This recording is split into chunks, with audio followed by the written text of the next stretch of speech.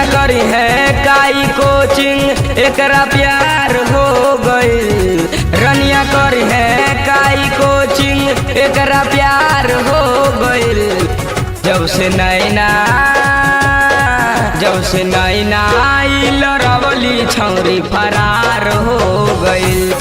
जब से नैना आइल रवली छौरी फरार हो गई।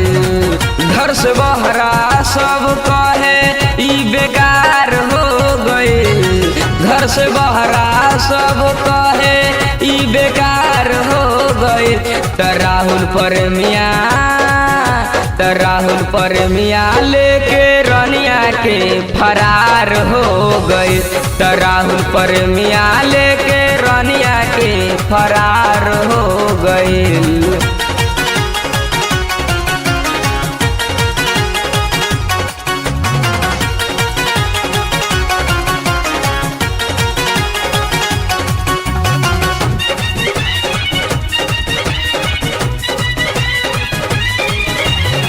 इज्जत माटी में मिला दिहले, बाबू के पगड़ी गिरा दिहले। बारी कैसन बता दिहले, सबके जिया हरा दिहले। इज्जत माटी में मिला दिहले, बाबू के पगड़ी गिरा दिहले।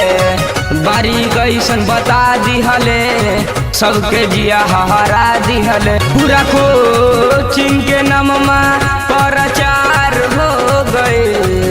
फतुहा कोचिंग से लेके राहुल बा अब फरार हो गई। फतुहा कोचिंग से लेके राहुल बा अब फरार हो गई।